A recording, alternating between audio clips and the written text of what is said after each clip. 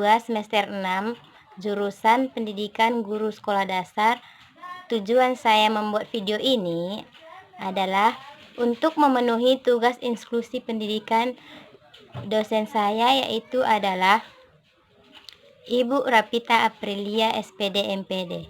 Di sini saya akan menjelaskan sedikit materi, yaitu tentang makna adanya pendidikan inklusi dan mengenal jenis-jenis ABK. Pertama, saya akan menjelaskan apa itu pendidikan inklusi. Pendidikan inklusi adalah sistem penyelenggaraan pendidikan yang diberikan kepada semua peserta didik yang memiliki kelainan atau kecerdasan potensi dan bakat istimewa terhadap peserta didik, yang dianjurkan untuk mengikuti pendidikan atau pembelajaran di satu lingkungan secara bersama-sama dengan peserta didik lainnya. Kita mengetahui bahwa pendidikan inklusi sangat penting bagi kita semua, khususnya bagi anak ABK, di mana kita mengetahui bahwa anak ABK atau anak berkebutuhan khusus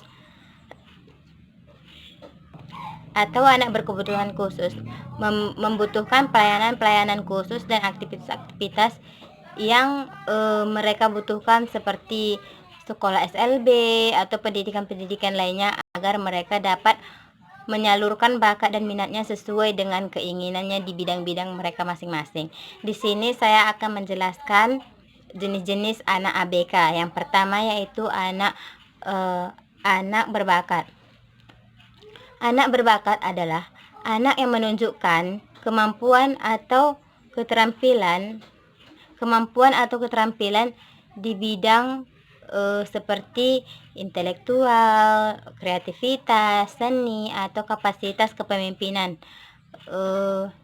Adapun akademik khusus, misalkan aktivitas-aktivitas ataupun pelayanan-pelayanan yang dibutuhkan anak tersebut yang tidak disediakan di sekolah, agar mereka dapat mengembangkan bakatnya secara penuh.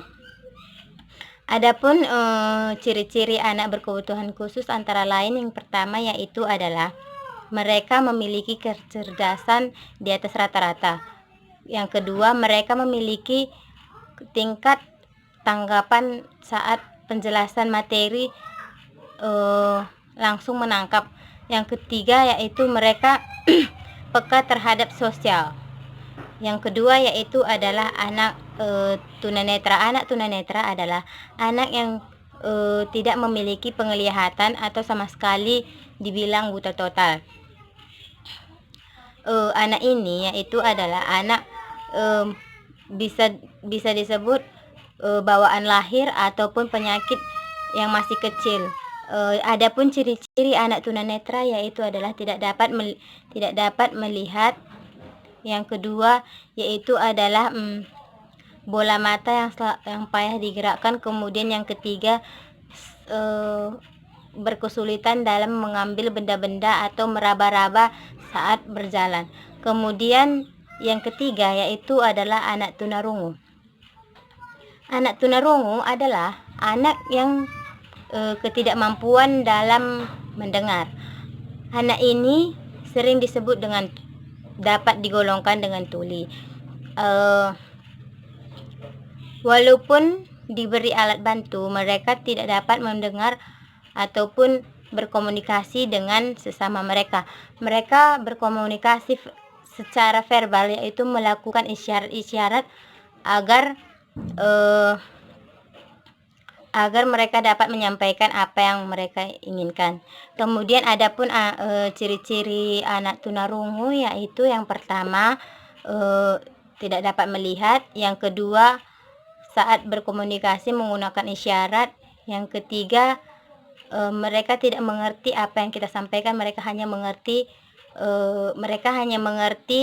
apa yang mereka inginkan saja. Kemudian anak tunarungu juga saat berbicara, ucapan yang mereka sampaikan itu tidak jelas. Yang keempat yaitu adalah anak tunagrahita. Anak tunagrahita adalah anak yang merupakan untuk menyebut anak-anak yang mempunyai gangguan intelektual atau di bawah rata-rata, seperti mereka gangguan mental atau tingkah laku mereka yang terganggu.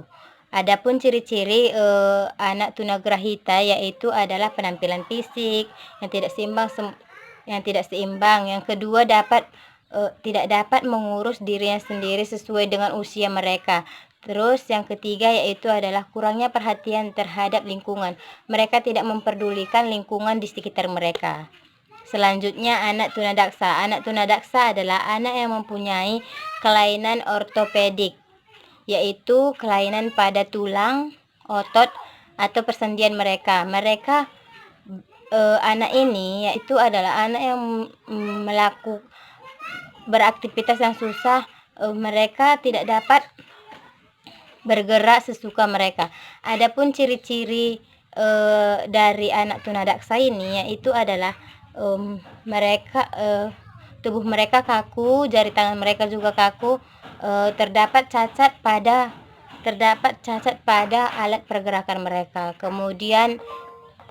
Kemudian yang selanjutnya anak tunalaras. Anak tunalaras adalah anak yang mengalami gangguan yang diberikan respon-respon kronis yang tidak dapat diterima secara sosial ataupun lingkungan, dan perilaku sosial secara personal. Mereka kurang memuaskan dalam saat beraktivitas. Adapun ciri-ciri anak tunalaras sebagai berikut, yaitu yang pertama yaitu adalah segan bergaul, atau mereka bisa dibilang yaitu terasingkan karena mereka tidak dapat bersosialisasi dengan sebaya mereka. Yang kedua yaitu suka melarikan diri dari tanggung jawab. Mereka tidak mengerti apa yang harus mereka lakukan. Kemudian yang ketiga yaitu agresif. Dia sangat sensitif dan mudah tersinggung terhadap perkataan-perkataan orang lain. Kemudian memperlihatkan perbuatan yang gugup. Mereka bersikap gugup dalam melakukan hal apapun itu. Kemudian adapun yang selanjutnya yaitu adalah anak berkesulitan belajar. Anak berkesulitan belajar yaitu adalah anak yang mengalami kesulitan dalam saat melakukan tugas-tugas baik akademik ataupun misalkan seperti membaca, menulis, ataupun berhitung. Mereka memiliki kecerdasan di bawah rata-rata dari anak normalnya. Mereka tidak dapat mengerjakan apa yang seharusnya mereka kerjakan seperti anak-anak lainnya. Adapun ciri-ciri anak berkesulitan belajar ini antara lain, yang pertama yaitu adalah mereka tidak dapat menerima penjelasan yang diberikan guru. Kemudian yang kedua yaitu adalah mereka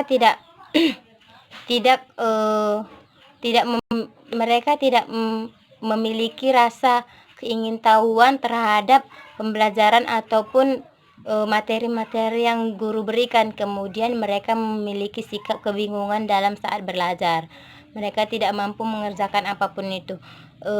Kemudian saya akan menjelaskan mengapa pentingnya penerimaan masyarakat kepada anak ABK.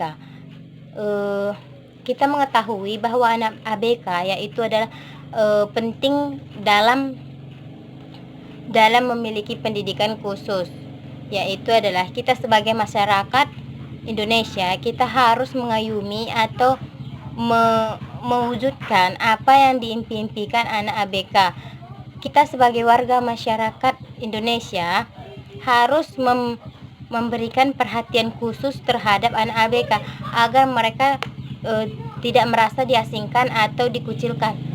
Mereka tidak seperti anak biasanya yang bisa melakukan apapun yang mereka inginkan. Kemudian pentingnya seluruh sekolah khususnya menerapkan inklusi karena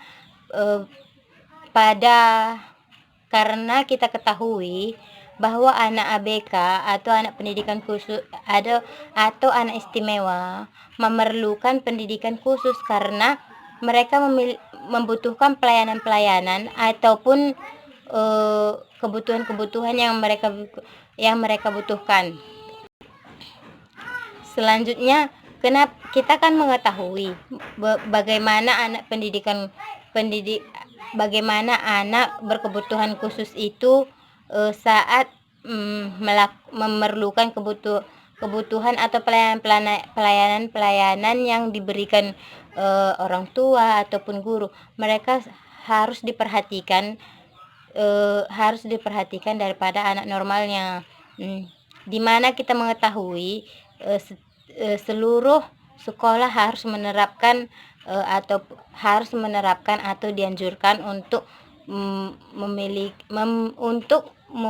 menerapkan pendidikan inklusi, seperti memberikan kepada anak istimewa itu memberikan pendidikannya di sekolah SLB atau memberikan mereka pelayanan-pelayanan khusus yang mereka butuhkan agar mereka dapat mengembangkan bakat dan minat mereka sesuai dengan di bidang-bidang yang mereka sukai. Di sini saya akan menceritakan sedikit pengalaman saya waktu saya mengobservasi anak ABK di sekolah SLB tepatnya di Langsa. Saya dan teman-teman saya mengobservasi di sekolah tersebut dan saya dibagi dalam kelompok anak autis. Anak autis yaitu adalah anak yang memiliki gangguan ataupun gangguan mental. Mereka memiliki emosional yang sangat tinggi yang tidak dapat dikendalikan. Anak autis memiliki tiga jenis, yaitu autis rendah, autis ringan, autis sedang, dan autis berat. Tepatnya saya mendapatkan autis yang masih ringan, masih mudah terkendalikan, dan saya mewawancarai guru tersebut.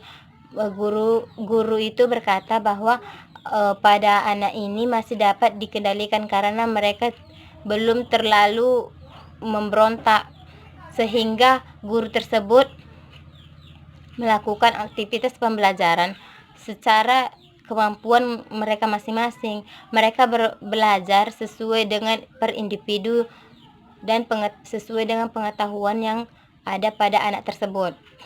Dan saya bertanya kepada guru tersebut. Guru tersebut mengambil nilai anak-anak autis tersebut dari hasil nilai kesehari-harian mereka.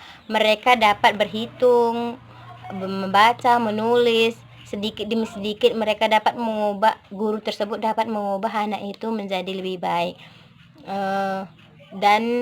Di sini saya bertanya kepada guru tersebut bagaimana saat mereka bermain namun mereka menginginkan sesuatu dan tidak dapat diberikan. Ibu itu berkata mereka akan memberontak sesuai dengan keinginan mereka sehingga mereka akan mendapatkan keinginan mereka. Dan setelah itu guru itu memberitahu bahwa anak tersebut akan diam setelah keinginannya dipenuhi, seperti itu. Dan cukup sekian hasil penjelasan saya pada video ini. Saya akan akhiri materi yang saya bawakan ini. Cukup sekian. Terima kasih. Selamat siang.